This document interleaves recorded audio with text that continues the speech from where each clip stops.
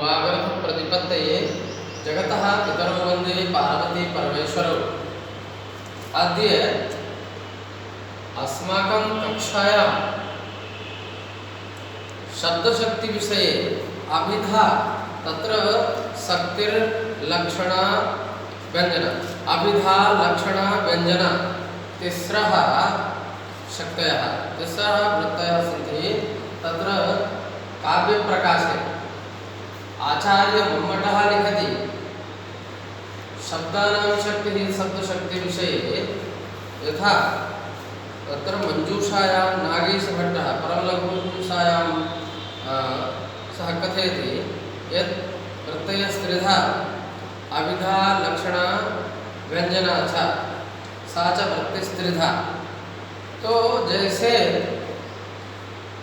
नागेश भट्ट जो परम महाव्याकरण है वो व्याकरण नागेश भट्ट जैसे इस वृत्ति को शब्द की शक्ति को तीन प्रकार का मानते हैं, अभिधा लक्षणा और व्यंजना।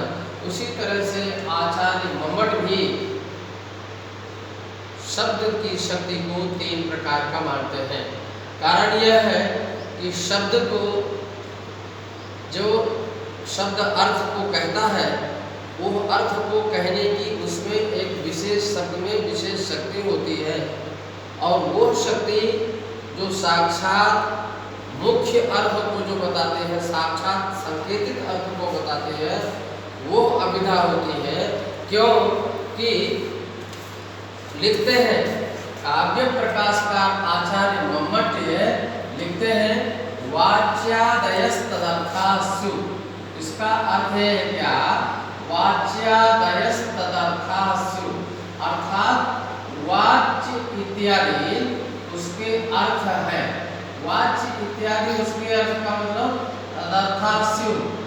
ये जो लिखते हैं इसका अर्थ ये है कि वाच्य, लक्ष्य और व्यंग्य ये तीन प्रकार के अर्थ होते हैं। तो तीन प्रकार के अर्थ हैं किसके? तो तीन प्रकार के शब्दों के, अर्थात उन शब्द शक्तियों के ही ये तीनों अर्थ होते हैं। और वो शब्द शक्तियाँ किसकी? तीन प्रकार के शब्दों की होती हैं। तो तीन प्रकार के शब्द भी होते हैं, वो कौन होंगे? वाचक, लक्षक और व्यंजक कहलाते हैं। अर्थात जब अभिधा उसे अभिधेय वाच्य को हम अभिधेय भी कहते हैं। तो अभिधा शक्ति से जो साक्षात संकेतित अर्थ से जो द्योतित होता है, जो मुख्य व्यापार है, जो अर्थ आता है वो वाच्य होता है। और वाच्य का जो शब्द है उसको हम वाचक कहते हैं, क्योंकि उस अर्थ को बताने वाला। अभिधा शक्ति से जो शब्द वाच्य अर्थ को, अभिधेय अर्थ को बताता है वो शब्द वाचक कहलाता है। और लक्ष्य को जो बताता है लक्षण शक्ति से जिसमें होती है वो लक्षक शब्द होता है, और व्यंजना शक्ति जिस शब्द में होता है वो व्यंजक होता है। तो इस तरह से तीन प्रकार के शब्द हैं और तीन प्रकार के ही अर्थ हैं, और तीनों प्रकार के शब्द और तीनों प्रकार के अर्थ के भेद से ही वो शब्द शक्ति तीन प्रकार की है, अभिधा, लक्षणा और व्यंजना। उसी को नागेश भट्ट भी जो है लिखते हैं साच वृत्तिस्त्रिधा अभिधा लक्षणा व्यंजना च। उसी तरह से ये भी आचार्य मम्मट भी लिखते हैं अपने काव्य प्रकाश में। जो काव्य प्रकाश इनका काव्य शास्त्र का ग्रंथ है, काव्य शास्त्र है, इसमें वही शब्दों की तीन शक्तियों को ये लिखते हैं, जिसमें से अभिधा, लक्षणा और व्यंजना में। तो हम आज अभिधा के बारे में जो है पढ़ेंगे। सबसे पहले कि अभि पूर्वक जो है धा धातु से अभिधा, अभि दधाति यासा अभिधा। अगर हम अभिधा शब्द का जो है अर्थ करते हैं तो अभि पूर्वक, अभि ये क्या है? अभि इसमें उपसर्ग है और धा धातु है, तो और आगे आ प्रत्यय होकर के टाक हो जाता है, अभिधा शब्द बनता है।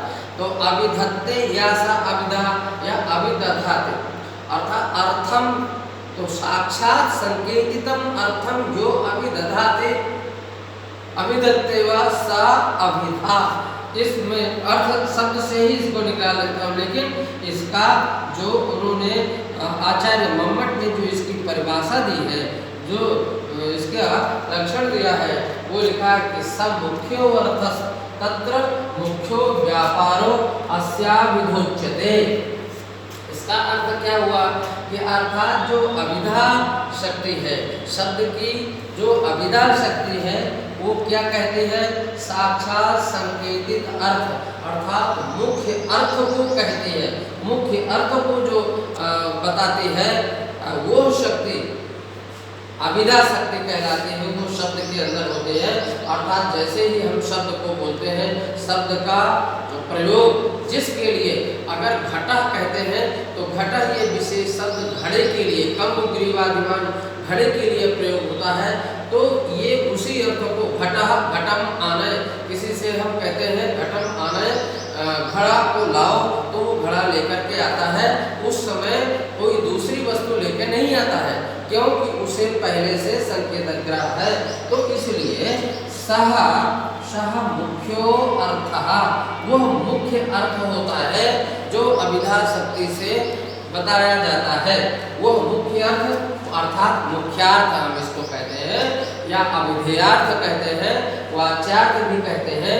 पर उसमें, उस शब्द में कौन सा व्यापार होता है, या उस शब्द में जो रहने वाली शक्ति है, उसका जो मुख्य व्यापार होता है, मुख्य व्यापार अर्थात उसके बोध कराने में जो भी क्रिया, जैसे देवदत्तः पचति में, पच धातु में ओदनम पचति, कंडुलो ओदन को पकाता है, तो पकाने में अधः संतापन, फुटकार आदि और अग्नि को जलाना और उसमें से बर्तन को जल आदि रखना और उसमें चावल डालना इत्यादि जितनी भी क्रियाएं हैं, वो व्यापार है, मुख्य व्यापार है। वो मुख्य व्यापार ही इसका अभिधा शक्ति कहलाता है। जो वो व्यापार है, वो मुख्य व्यापार जिसके द्वारा, जिस शब्द की मुख्य व्यापार के द्वारा ही मुख्य अर्थ का बोध होता है, वो शक्ति अभिधा शक्ति कहलाती है।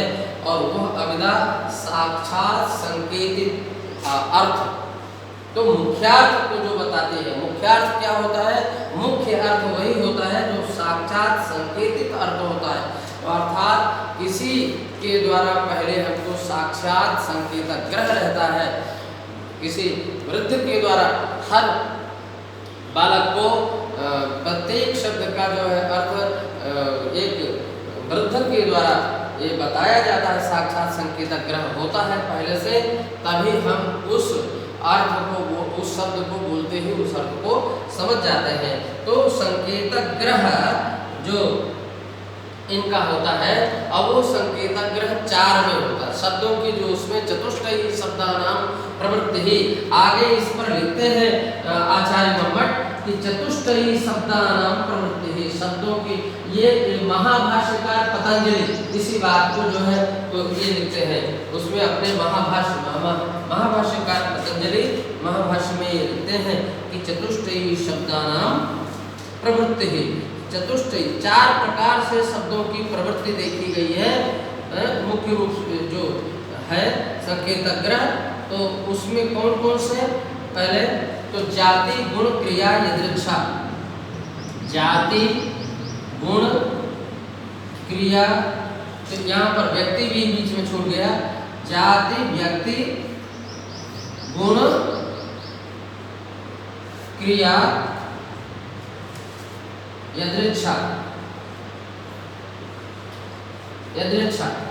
तो जाति जो है अर्थात जो सामान्य धर्म होता है, उसमें किसी भी शब्द में उसको हम जाति शब्द से कहते हैं। व्यक्ति जो मनुष्य व्यक्ति है, मनुष्य के अंदर जो रहने वाला जो व्यापक धर्म है, सामान्य धर्म है, मनुष्यत्व धर्म, वो मनुष्यत्व जाति है। और मनुष्य व्यक्ति है, व्यक्ति, और उसके अंदर जो गुण है, अर्थात गौ शब्द को चाहे ले, चाहे मनुष्य भी जो कृष्ण वो काला है या गोरा है, सांवला है, तो वो गुण है। और क्रिया, चलना, उठना, बैठना, बोलना जो है, ये क्रियावाचक शब्द है। और यदृच्छा है, चाहे अर्थात मनमानी ढंग से उसका कोई अर्थ निकले ना निकले, डित्था डित्थ है, तो हम बहुत लोगों को देखते हैं टिक्कू पिक्कू और डिब्बा इत्यादि सामान्य नाम किसी का रख देते हैं, तो उससे भी उसका बोध होने लगता है। ये यदृच्छा। तो जाति और अब उसको जो है, चूंकि व्यक्ति बिना जाति के नहीं रह सकता, इसलिए हम यहाँ व्यक्ति न कह करके जाति गुण क्रिया यदृच्छा बोलते हैं। जाति गुण क्रिया यदृच्छा, क्यों कि ये चारों व्यक्ति में ही होते हैं।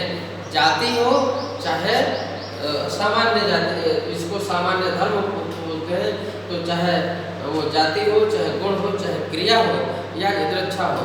गौ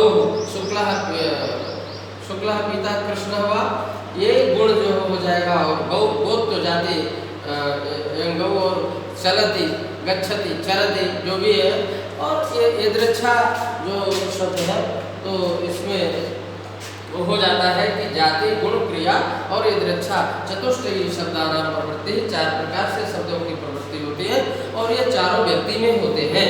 तो इस तरह से जो